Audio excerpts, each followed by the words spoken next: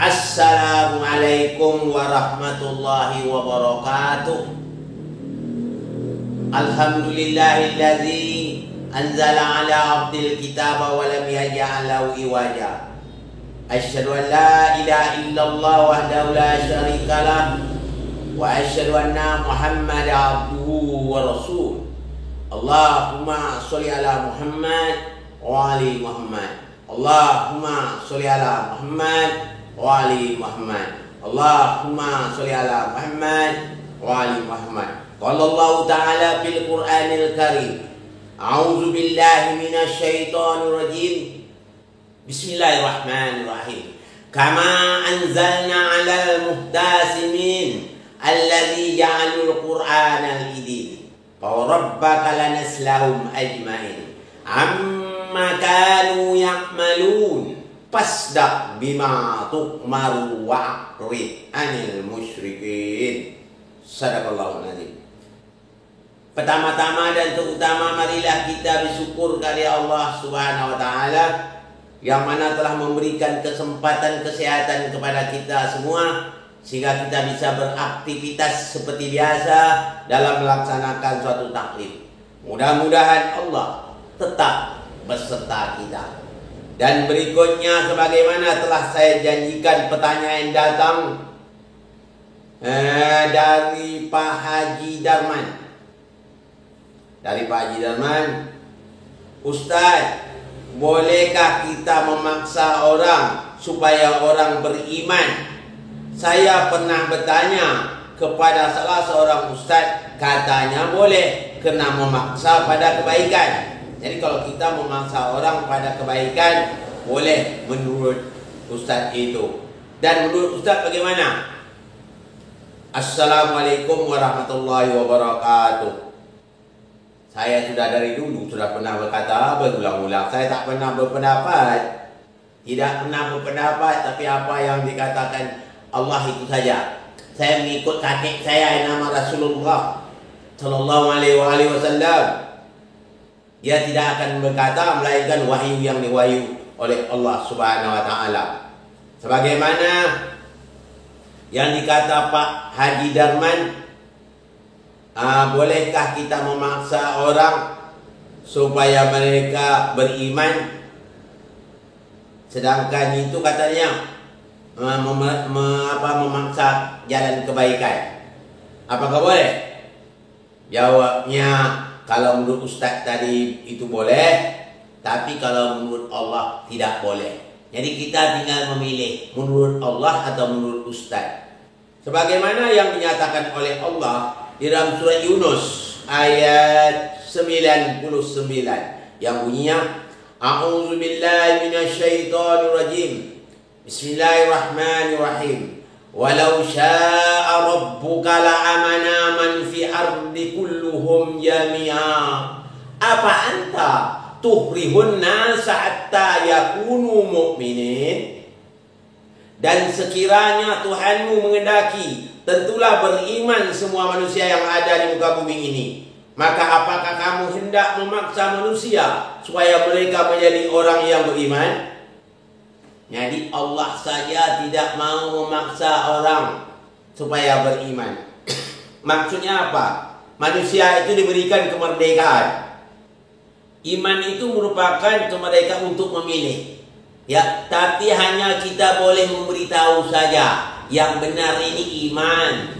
Kalau kamu pilih iman, itu boleh. Kamu akan keselamatan, selamatan dunia, selamatan akhirat. Tapi kalau kamu memilih yang namanya kekufuran, kamu nanti akan diazab oleh Allah dunia dan akhirat. Jadi tinggal memilih saja, itu baru boleh. Jadi kita merdeka untuk memilih. Jadi iman itu merupakan suatu kemerdekaan, memilih. Iman itu kita memilih mana yang mau kita pilih. Mau kita pilih yang benar atau yang salah. Kalau kita pilih yang benar, keimanan, maka selamatlah kita. Tapi kalau kita pilih yang salah, itu celakalah kita.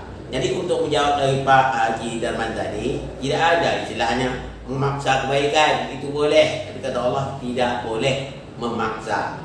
Iman yang dipaksa itu ditolak oleh Allah Subhanahu wa taala. Iman itu yang keluar dari lubuk hati manusia masing-masing. Jadi kita keluar dari lubuk hati kita, tidak boleh dipaksa-paksa. Ya, hanya kita disuruh saja memilih yang benar atau yang salah. Itu saja.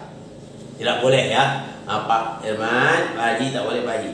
Kita memaksa orang walaupun orang yang dekat. Kita paksa itu dilarang oleh Allah Subhanahu wa taala. Kalau seandainya boleh, tentu Allah yang memaksa. Makanya kata Allah tadi, sekiranya Tuhan menghendaki, tentu beriman semua manusia yang ada di bumi ini. Maka apakah kamu hendak memaksa manusia supaya mereka menjadi orang beriman? Yang jelas tak boleh. Nah, jadi kita beragama ini, sekali lagi saya tekankan, tidak boleh menurut pendapat. Menurut Allah dan Rasulnya, bagaimana menurut Allah dan Rasulnya. Jadi untuk menjawab dari Pak Darman, dah jelas ya Pak Haji Darman.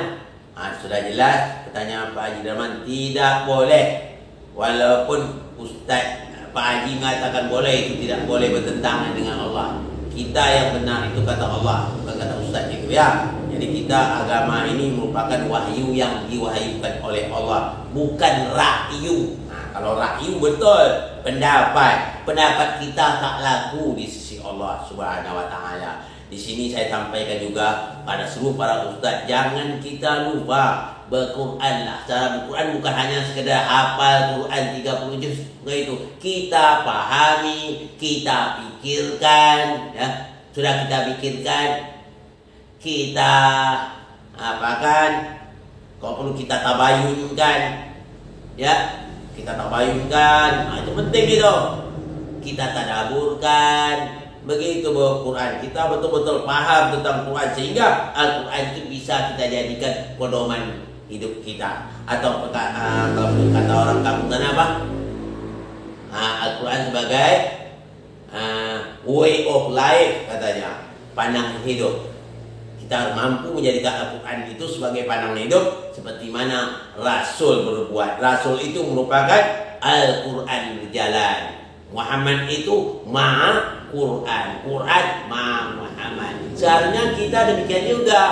Nahnu ma'a Quran, Quran ma'a nahnu. Kita bersama Quran, Quran bersama kita. Berarti kita nyambung dengan Nabi Muhammad sallallahu alaihi wasallam. Tapi kalau kita nahnu ma'a ra'yu, ra'yu ma'a nahnu. Kami bersama pendapat bersama kami, tak ketemu dengan Rasulullah sallallahu alaihi wasallam. Jadi di sini saya tekankan kepada Pak Haji Darman tentang jawab tadi, apapun bentuk iman itu tidak boleh dipaksa ya. Walaupun baik menurut kita, belum tahu baik menurut Allah. Iman itu merupakan pilihan kita masing-masing. Kita suruh Allah beriman, suruhnya beriman. Kalau kamu beriman, kamu selamat. Kalau kamu tidak kufur, kamu celaka. Jadi kita pilih mana mau selamat, mana mau bahagia, mau celaka. Kalau kita mau celaka juga terserah, up to you. Jadi tak ada paksa-paksa.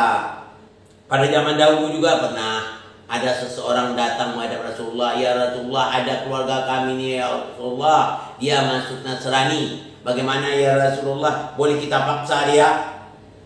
Rasul menjawab waktu itu dengan sebagaimana firman Allah, la ikraha fiddin, tidak ada paksa untuk agama. Kalau itu pilihannya, kalau dia ingin salah, silakan. Ya, mau beriman silakan, mau ingkar silakan. Yang mendapat risiko diri masing-masing. Kalau kita mendapat kebenaran, kebaikan untuk kita sendiri. Kalau kita buat kemungkaran, ya kejelekan, kerusakan yang mengenakan diri kita masing-masing. Itu saja ya. Ini saja, mudah-mudahan Pak Haji Darman ini bisa paham. Ya, bisa paham. Kalau belum juga paham, ya boleh juga langsung hubungi di WhatsApp. Ya, langsung hubungi WhatsApp. InsyaAllah akan saya jelas sejelas-jelasnya. Saya masih berprinsip apa kata Imam Malik, saluni qabla an tafkiduni. Tanyalah aku sebelum anda kehilangan aku. Ini saja yang dapat saya sampaikan pada kesempatan ini. Mohon maaf dari segala kekurangan. Wabillahi taufiq wal hidayah. Assalamualaikum warahmatullahi wabarakatuh.